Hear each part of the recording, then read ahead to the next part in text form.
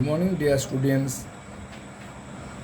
আগের দিন অনলাইন ক্লাসে আমি তোমাদের উপর নিচের যোগ কীভাবে করতে হয় সেটা বুঝিয়ে দিয়েছিলাম এবং বাড়িতে টাস্কও দিয়েছিলাম। আশা করি তোমরা প্রত্যেকে টাস্ক করে নিয়ে এসেছো। আজ অনলাইন ক্লাসে আমি তোমাদের পাশাপাশি যোগ কীভাবে করতে হয় সেটা শেখাবো। তোমরা মনোযোগ দিয়ে শিখতে থাকো। দেখো, এখানে আছে পাশাপাশি যোগ করো, লেখা আছে 1 যুক্ত 1 সমান কত। এখানে যদি আমি 1-এর সঙ্গে 1 যোগ করি তাহলে কত হয়। এখানে আছে 1, আমি যদি একটা দাগ দিলাম, আবার আছে 1, আবার একটা দাগ দিই, এই 1 আর এই 1 যদি দুটো দাগ কাউন্ট করা হয় অর্থাৎ গোনা হয় তাহলে কত হচ্ছে 1, 2।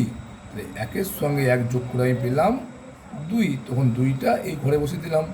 পরে দেখো কি আছে, 2 যুক্ত 2 সমান কত। আবার দুটো দাগ দাও, আবার দুটো দাগ দাও, দাগগুলো গুনি 1, 2, 3, 4। কত পেলাম দাগগুলো গুনে 4, এই 4টে এখানে বসিয়ে দিলাম। 2-এর সঙ্গে 2 যোগ করে পেলাম 4। পরেরটা কি আছে, 3 যুক্ত 1, আবার একইভাবে 3 আছে, নিচে 3টে দাগ দিলাম, 1, 2, 3। 1 আছে, নিচে একটা দাগ দিলাম, দাগগুলো একসঙ্গে গুনলাম, 1, 2, 3, 4। এখানে কত বসবে 4, অর্থাৎ 3-এর সঙ্গে 1 যোগ করে পেলাম 4। পরের অঙ্কটা কি আছে, এখানে আছে 4 যুক্ত 2 সমান কত 4।